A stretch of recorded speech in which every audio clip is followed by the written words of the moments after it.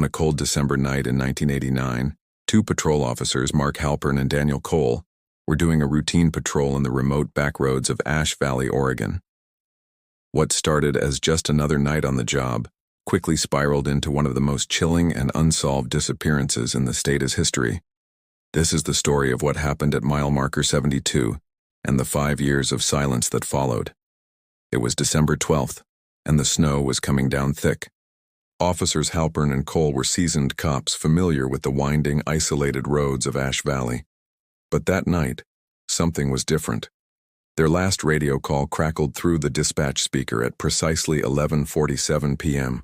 It was Mark Halpern's voice, and you could hear the tremor in it even through the static. "Dispatch," he said. "We found an abandoned vehicle near mile marker 72. Looks like blood on the windshield." And then, just like that, silence. Dispatch tried to raise them again and again, but the radio line was dead. A backup unit was immediately sent, but with the heavy snow and winding roads, it took them 20 minutes to reach the location. When they finally arrived, what they found was deeply unsettling. There were no officers, no abandoned vehicle, not even their own patrol car. The only evidence that Halpern and Cole had ever been there was a set of tire tracks leading from the road and vanishing abruptly into the dense, snow-covered forest. It was as if their cruiser had simply been lifted from the earth. In the days and weeks that followed, one of the largest search operations in Oregon's history was launched.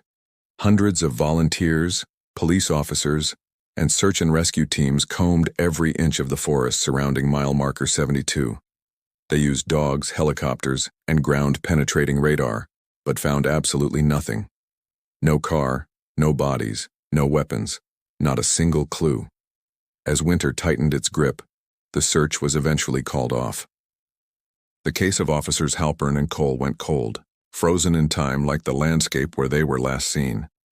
The town of Ash Valley was left with a ghost story, a cautionary tale whispered among locals, and two families left without answers. For 5 long years there was only silence. And then, just as the case was beginning to fade into local legend, the impossible happened. In 1994, half a decade after that fateful night, a man walked into a sheriff's station hundreds of miles away in Idaho. He was barefoot, his clothes were tattered, and he was trembling uncontrollably. He was emaciated, pale, and his eyes held a look of profound terror that stunned the deputies on duty. When they asked for his name, he could barely speak.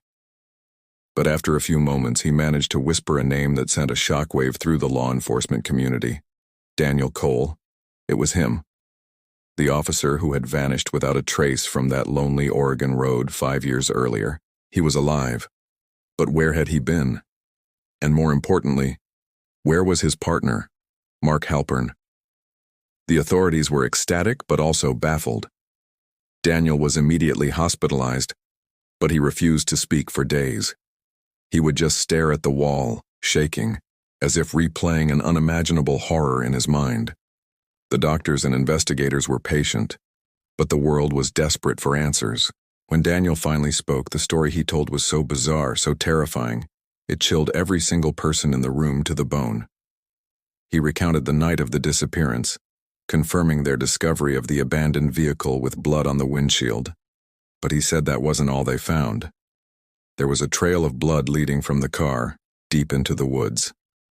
Against their better judgment, driven by their duty, he and Mark decided to follow it. The trail led them through the dense forest to a clearing. In the center stood a dilapidated, burned-out cabin that wasn't on any map. Daniel described how the air grew heavy and cold as they approached. Inside, they found strange, unsettling symbols carved into the charred wooden walls. On a makeshift table in the center of the room, there was a collection of rusted police badges, dozens of them, from different departments and different eras. Before they could even process what they were seeing or radio it in, they heard footsteps crunching in the snow outside. They drew their weapons, but it was too late. Daniel said a series of blinding lights flooded the cabin, accompanied by a low, powerful humming sound that vibrated through his entire body. Then, everything went black. When he woke up, he wasn't in the forest anymore. He was underground in what looked like an old, damp mining tunnel. The air was stale and smelled of earth and something metallic. The only light came from a few flickering, old-fashioned lamps that cast long, dancing shadows. And that's when he saw his partner. Mark was alive, tied to a chair a few yards away. He was pale and whispering to someone, or something, hidden in the darkness. Daniel tried to call out to him, but his voice was gone. A deep, guttural voice that seemed to come from the shadows themselves spoke to him. It said, "He stays. You go." The voice was emotionless, absolute. Daniel felt a surge of terror like nothing he'd ever known. Then darkness consumed him again. The next thing he knew, he was waking up, lying on the side of a dirt road, the morning sun on his face. 5 years had passed in what felt like a blink of an eye. The Idaho police, though skeptical, had no choice but to investigate Daniel's incredible story. They contacted the authorities in Oregon, who reluctantly agreed to search the location Daniel described. Deep in the woods near mile marker 72, they found it. A collapsed mine shaft, exactly where Daniel said it would be. After a careful excavation, they unearthed the melted, heat-damaged remains of a police badge. The serial number was still partially visible. It belonged to Officer Mark Halpern. Daniel Cole, profoundly shaken and diagnosed with severe PTSD, was eventually released.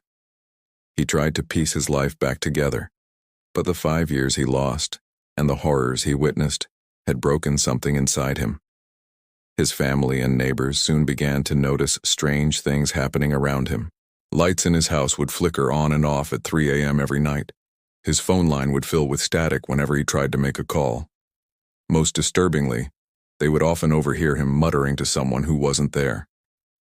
He confessed to his doctors that he was still talking to Mark. He insisted his partner wasn't dead, but was still down there, trapped and waiting. He said Mark was telling him things, calling out to him from the darkness. The line between reality and the trauma in his mind had completely blurred. Then one night, Daniel Cole vanished again.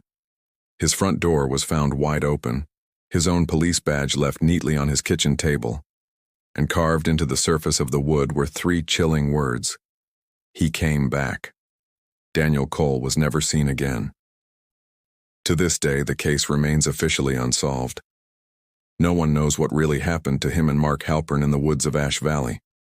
But some truckers who drive that lonely stretch of highway near mile marker 72 tell a story.